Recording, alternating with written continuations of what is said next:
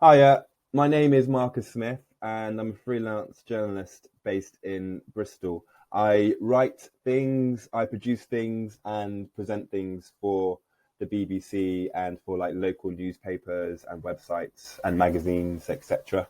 And today we are going to be focusing on fake news.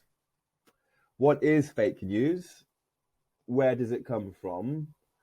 Why do people share it? And how can we tell the difference between real news and fake news? And hopefully, by the end of this session, you will know a lot more.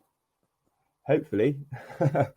So, before that, I want to talk a little bit about becoming a journalist, and maybe it's a potential future job for you. It's funny how I got into journalism. If you said to me 4 years ago that I'd be a journalist, I'd have laughed in your face. It was only because a good friend of mine said to me that I would be good at it. So I gave it a go. I started off at my local radio station, and then I started writing for a local newspaper. And from there, I'm now working for the BBC on national programs, and my writing is going to new levels as well. So it's possible. I'm 34 now. I'm pretty old, but so I got into it quite late. So there's plenty of time whenever you feel like doing what you want to do. So I would say being a journalist is a lot of fun, and it can be really, really challenging at the same time. Basically, you get to be a geek and you can geek out on a whole range of different topics and subjects. I would say you need a lot of determination to be a journalist. You need to be able to research really quickly and write accurately to meet quite tight deadlines. As I said, we write on a whole range of topics. It can be sport, it can be news, politics, music, business, science, including climate change, a whole host of things. Journalism is changing a lot. It's becoming more digital, I would say, and it's becoming more than just writing. So having skills on using social media, the internet, being able to present, even podcasting as well is becoming more and more valuable. You don't need a specific qualification or degree to get into journalism, but what I would say is that maybe if you had a degree in journalism, English, or writing, then I think that would definitely improve your chances. So there you go. Let's get on with the show. So, what is fake news? Have a think about it. What is fake news?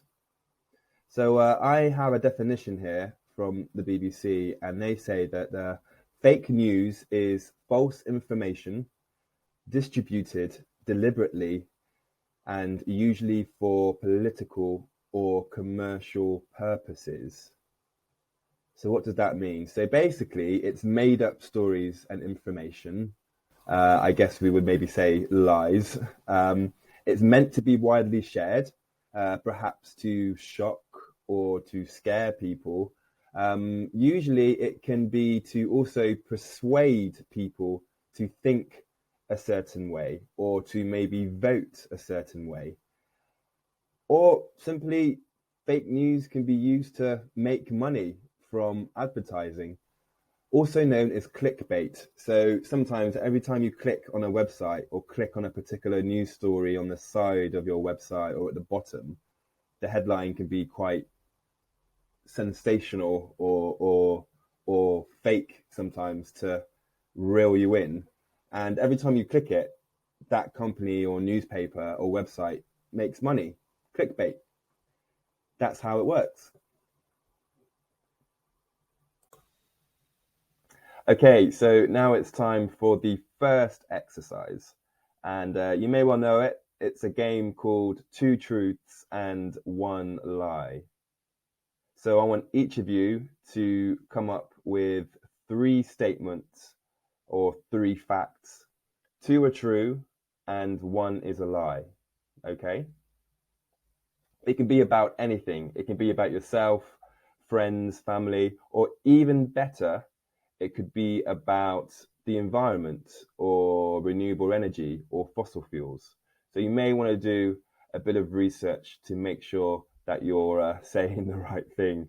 So two truths, one lie, and then get into groups of maybe 3 or 5 or whatever works best.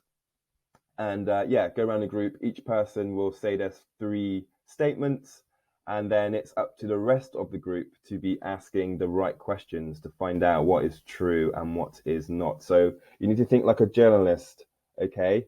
Think like a journalist. You have to write an article later or make a podcast later, and you need to get to the truth. So think of the questions you're going to ask, okay? What evidence do you need? Maybe you need to talk to other people. I don't know. Be creative, okay?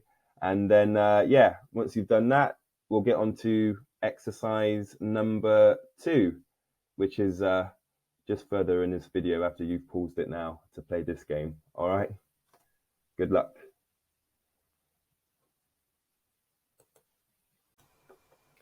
Okay, so now it's time for the second exercise, exercise 2, and this is called same but different. This is a pretty simple one. You will need a computer for this task, and in pairs or groups, it doesn't matter. I want you to read an article about solar farms being approved in Hartlepool. It's from the BBC website. It's called Hartlepool Solar Farm to Power Thousands of Homes Approved. So I want you to read that one. And then after you've read that in groups, I want you to find reports, other reports of this same story, but from different sources. So try and look for other news websites, search engines, social media, and then I want you to compare and contrast. How do the reports differ? How are they different? What parts of the story are the same? Also, what about the images that are used? How are they different? What do they portray? And is there anything that may be fake or not true or maybe is a joke in any of the reports? And then I want you to discuss that amongst yourselves and come to the conclusion of what you think is the most trustworthy report. All right?